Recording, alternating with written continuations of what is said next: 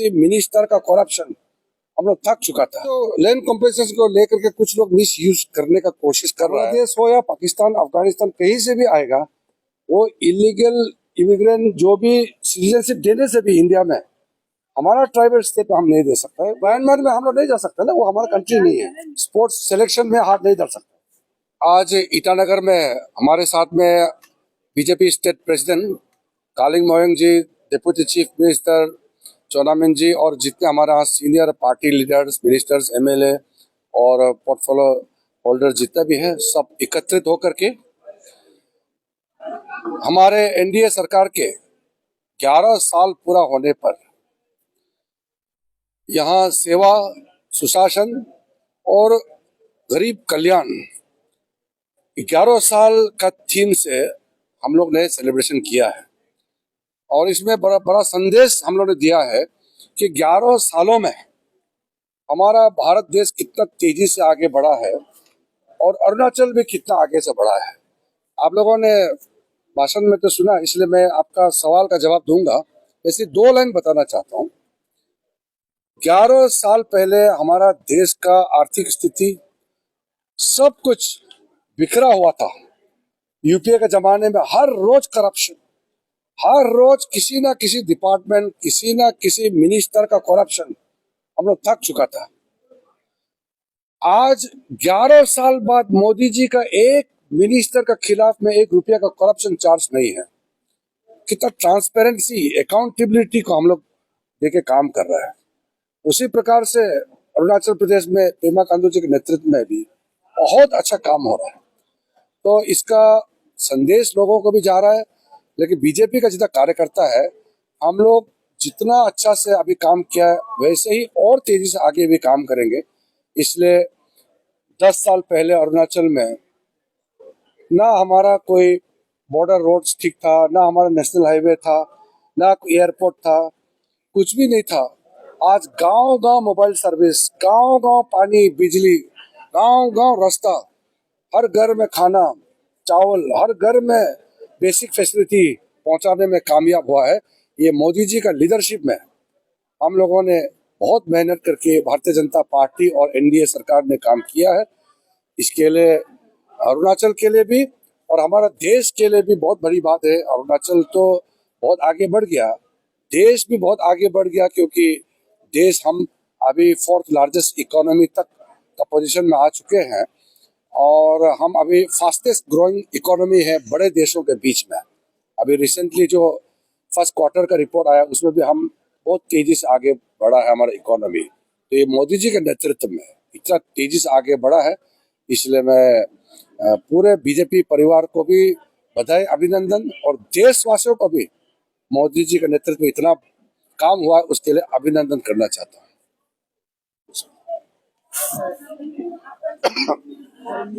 एक one by one.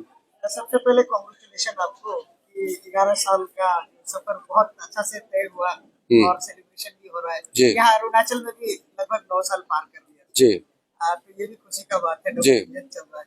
लेकिन जब आपने अपने स्पीच में सियांग डैम का बात कर रहे हैं तो थोड़ा सा लगता है कि मुख्यमंत्री साहब बार बार बोलते हैं कि लोग जो चाहते हैं वही होगा। तो इसलिए तो बातचीत कर रहा है ना। सर्वे करने से पहले भी शायद लगता है थोड़ा ऐसा है, आपको ये चीज को ना आप लोग भी थोड़ा केयरफुली बोलना है, हम लोग भी केयरफुली बोलना है, क्योंकि नहीं तो गलत मैसेज जाएगा। सीएम साहब ने कहा है पब्लिक से पूछ के कंसल्टेशन करके फिर आगे बढ़ेंगे। पब्लिक में कभी होता है 90% एग्री करेगा, 10% एग्री नहीं हो सकता है। कभी 50% एग्री, 50% एग्री नहीं हो सकता है। लोकतंत्र में 100% कभी होता नहीं है। बात यह है कि वो प्रोजेक्ट कितना जरूरी है, लोगों के लिए, देश के लिए कितना फायदा है, वो देखना है। मेरा ये मानना है कि हम लोग लोकतंत्र में विश्वास इस चीज का करता है कि जो भी काम करेगा हम लोग बता के करना है और लोगों से बातचीत करके। तो कंसल्टेशन कर रहा है बोल के तो इतना देरी हुआ है। ये कोई कम्युनिस्ट गवर्नमेंट डिक्टेटर होता तो कब का जबरदस्ती करना था, ऐसा नहीं है। हाँ, थोड़ा सा मिसअंडरस्टैंडिंग हुआ होगा और सर्वे को लेकर के शायद कुछ मिसअंडरस्टैंडिंग था तो प्रोटेस्ट वगैरह हुआ है, लेकिन डेमोक्रेसी में बातचीत तो करना ही पड़ेगा। लेकिन ये प्रोजेक्ट के बारे में भी गांव के हर लोगों को समझाना है, ये हम लोग का ड्यूटी है। सीएम साहब ने भी समझाया, डिप्टी सीएम साहब ने समझाया, लोकल एमएलए पार्टी के तरफ से कर रहे हैं। मैं उम्मीद करता हूँ कि सही चीज सबको समझ में आ जाएगा और प्रोजेक्ट स्मूथली आगे बढ़ेगा, मेरा उम्मीद है। लेकिन इन्वायरमेंट, लोगों का कल्चर, ट्रेडिशन, आइडेंटिटी को प्रिजर्व करना है, ये प्राथमिकता होना ही पड़ेगा। मेरा एक और सवाल है सर। सुनिए, मैं इसमें थोड़ा बता दूं। आप पूछा है कल परसों और मीडिया बंधुओं ने भी पूछा था मुझे एनवायरनमेंट के बारे में है कि नहीं है, सेफ्टी के बारे में कि हाइड्रो पावर आने से सेफ्टी नहीं होगा, एनवायरनमेंट का डिस्ट्रक्शन होगा। अभी अभी केंद्रीय मंत्री ने जो जिक्र किया है, तो हमारा यही कहना है कि आप पीएफआर करने दो, प्री फिजिबिलिटी जब रिपोर्ट तो पता चल जाएगा ही हम डीपीआर बनाएगा। तब डैम हाइट कितना होगा, कितना आएगा, कितना सबमर्ज होगा, तभी तो डिटेल पता चल जाएगा, तभी तो डिटेल्स मालूम होगा। और जो डैम सेफ्टी के बारे में जो है एनवायरनमेंट इम्पैक्ट असेसमेंट होता है, ठीक ही नहीं, वो तो नहीं है, मस्त है। अपर इम्पैक्ट असेसमेंट होता है, लोअर इम्पैक्ट असेसमेंट होता है, सोशल इम्पैक्ट असेसमेंट होता है। सब असेसमेंट करने का साथ साथ उससे ये भी देखता है कि सबसे सबसे कम इम्पैक्ट हो, अगर एनवायरनमेंट भी हो, सोशल कम से कम हो। इसको सेफ्टी को मद्देनजर रखते ही हम डैम बनाता है, हम डीपीआर बनाता है। इसलिए कोई डरने का बात नहीं ये है। टेक्निकल जो बताया ना वो इम्पोर्टेंट है। ये तो नेशनल सिक्योरिटी का बात है ना, सियांग डैम तो नेशनल सिक्योरिटी का बात है। मंत्री जी ने भी, केंद्रीय मंत्री जी ने अभी अपना भाषण में बता दिया है कि ग्रेट बैंड $137 बिलियन इन्वेस्टमेंट वो करके चाइना ने बना रहा है 60,000 मेगावाट। अगर वो हो जाएगा, पानी ज्यादा हमें छोड़ देगा, हमें अपने प्रोटेक्शन लेना होगा। इसमें देखिए, मैं बात करता हूँ कि बहुत सा विशेषज्ञ लोगों ने प्रश्न उठाया है, जब चाइना ने 60,000 मेगावाट बनाएगा तो भारत का स्थिति क्या होगा। भारत सरकार उसमें क्या रेडीनेस प्रिपेयर कर रहा है। फिर हमारा जो पार्लियामेंट्रियन जो है, इलेक्टेड पार्लियामेंट्रियन, चाहे अपोजिशन का हो चाहे रूलिंग का हो, उन्होंने भी पार्लियामेंट में प्रश्न उठाया है कि भारत सरकार अगर सियांग और क्या चाइना डैम बनाता है तो अपना प्रस्तुति क्या है भारत सरकार। तो अपना प्रस्तुति यही है कि हम 11,000 मेगावाट का वहां बनाएगा, तो अगर वो पानी जो जबरदस्त छोड़ देगा तो हम अपना कैपेसिटी ऐसा बनाएगा, अपना डैम का कैपेसिटी हम वहां में स्टोर करके सके और धीरे धीरे हम छोड़े। और जब सुखा देगा, सुखा देने से क्या होगा, फ्लोरा एंड फौना खत्म हो जाएगा, सियांग नदी पूरा सूख जाएगा, ब्रह्मपुत्र सूख जाएगा। अगर ज्यादा छोड़ेगा तो ब्रह्मपुत्र सरायघाट ब्रिज का ऊपर से पानी जाएगा, बांग्लादेश तक उसका असर होगा। तो ये सब नहीं होने के लिए हमें अपना इंतजाम, ये electricity is not the main criteria, important है नेशनल। सर सवाल, सबसे बड़ा अचीवमेंट है आपका ड्रीम प्रोजेक्ट फ्रंटियर हाईवे। मैं डिटेल में बता दिया भाषण में, लेकिन आप थोड़ा सा नाराज है लगता है, क्यों सर? नाराज नहीं, वो जो लैंड कॉम्पेंसेशन को लेकर के कुछ लोग मिस यूज करने का कोशिश कर रहा है, उसको मैं नाराज हूँ। हम ये पैसा बनाओ जिसको इंटरटेनमेंट मिलेगा ना, इतना बड़ा करोड़ करोड़ लोगों को मिल रहा है तो अच्छी बात है, ऐसा मिस यूज नहीं करना है।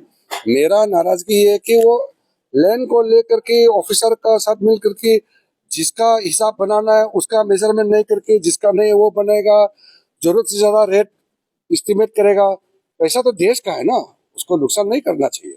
हमारा टारगेट है रास्ता बनाना। सर, चकमा हजम डिपोटेशन की जो बातें बहुत चली आई है, उसके बाद आपको द्वारा भी बहुत इस चीज को ही लेकर बार बार बोला जा रहा है, सर इसका सेटलमेंट कब होगा? ये चीज तो आप लोग भी अच्छा से जानता ही है, क्योंकि 1964 से ये लोग बैठा हुआ है इतना साल से। उसको वो तो स्टेट गवर्नमेंट ने काफी उनको रेगुलेट किया है, और हमने तो पहले ही कह दिया है, हमने अपील भी किया है चकमा लोगों को।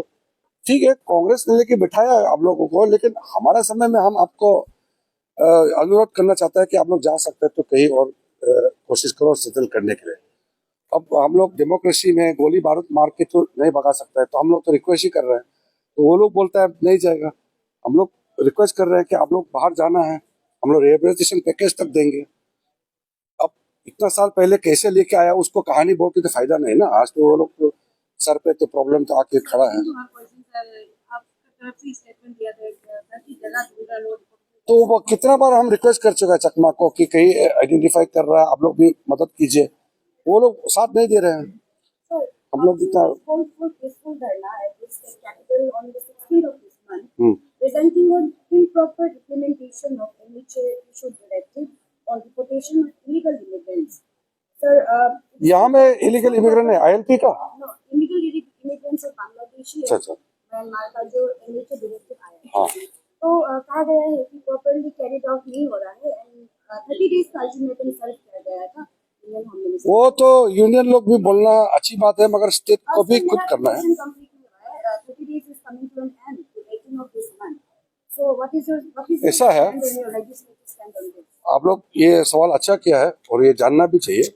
जब हम लोगों ने सिटीजनशिप अमेंडमेंट बिल पास किया था उस समय स्पेशल प्रोविजन लगाया कि अरुणाचल और जो नॉर्थ ईस्ट का ट्राइबल स्टेट्स है वहाँ बांग्लादेश हो या पाकिस्तान अफगानिस्तान कहीं से भी आएगा, वो इलीगल इमिग्रेंट जो भी सिटीजनशिप देने से भी इंडिया में हमारा ट्राइबल स्टेट हम नहीं दे सकता है। वो पार्लियामेंट एक्ट में पास हो गया। तो हमारा यहाँ कोई भी इलीगल इमिग्रेंट आता है तो अरुणाचल में नहीं बैठ सकता है। घूमने के लिए कोई आया पास लेके आया वो विषय अलग है, मगर यहाँ नहीं बैठ सकता है। यहाँ सेटलमेंट रिकॉर्ड में नहीं आ सकते हैं क्योंकि पार्लियामेंट ने कानून बना दिया कि ट्राइबल एरिया में हमारा एरिया में कोई इलीगल इमिग्रेंट यहाँ नहीं आ सकता है। इसलिए ये ऐसा कानून बनाने से पहले चकमा हाजों को तो 60s में थोड़ा लेके बिठा दिया।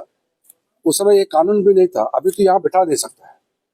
नंबर 1। नंबर 2, अगर कोई इलीगल घुस रहा है क्योंकि यहाँ तो बॉर्डर मतलब कहीं से भी छुप के आता है तो स्टेट गवर्नमेंट उसको कार्रवाई करेंगे, डिस्ट्रिक्ट एडमिनिस्ट्रेशन के माध्यम से आइडेंटिफाई करके उसको हटाना चाहिए। ये तो डिमांड अच्छा है अब, लेकिन स्टेट गवर्नमेंट की तरफ से जब काम करेंगे तो पब्लिक उसमें समर्थन करना चाहिए, क्योंकि पब्लिक जब तक साथ नहीं देगा पुलिस ऑफिशियल एडमिनिस्ट्रेशन भी एक कार्रवाई करने में और तकलीफ होता है।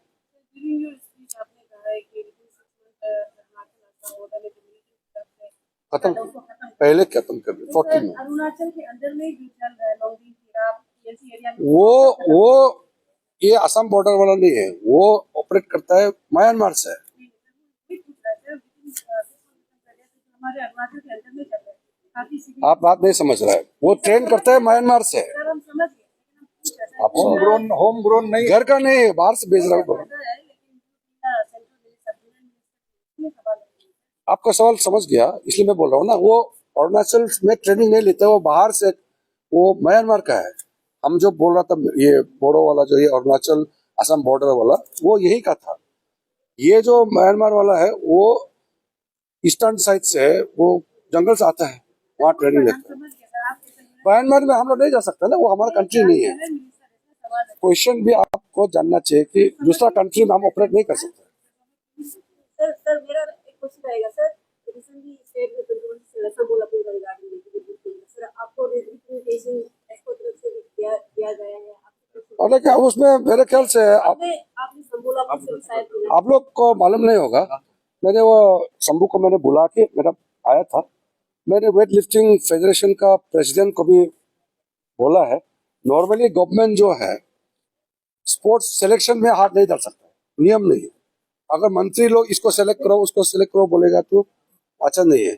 लेकिन हमने ये कहा कि इंसाफ होना चाहिए और इसमें किसी तरह से इनजस्टिस नहीं होना चाहिए। तो उन्होंने बताया कि एक का 238 kg वेट लिफ्टिंग था, एक का 235 और शंभू का 234, और कॉमनवेल्थ रूल में 2 ही पार्टिसिपेट कर सकता है। तो हो गया ना। आपको मालूम नहीं इसका मतलब बैकग्राउंड मालूम नहीं।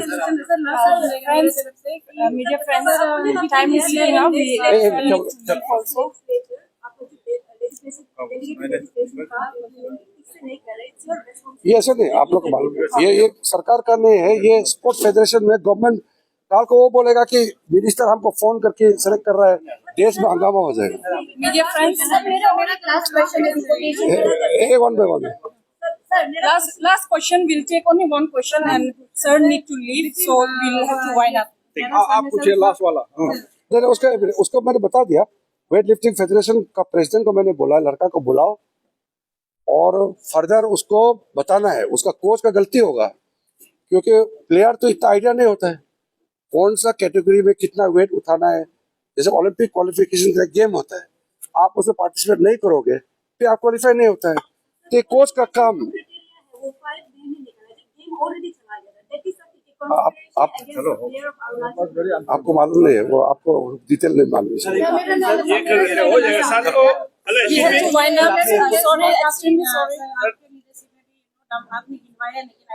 ज्यादातर को पता ही नहीं है, काफी सेंट्रल टीम्स है, अरुणाचल प्रदेश है, रोड से लेकर हाईवे वगैरह चल रहे हैं। लेकिन सर सबसे इम्पोर्टेंट मुद्दा है स्टेपल वीजा से, जो हमारे स्पोर्ट पर्सन से लेकर काफी लोगों को, स्पेशली जो अरुणाचली, उनको फेस करना पड़ता है। इसको लेकर सर 11 साल में अभी तक कुछ ये इंडिया का प्रॉब्लम नहीं, ये चाइना दे रहा है ना। गवर्नमेंट की तरफ से क्या इनिशिएटिव किया? गवर्नमेंट जो हम लोग तो नहीं मानते हैं उसको, चाइना का डिसीजन है।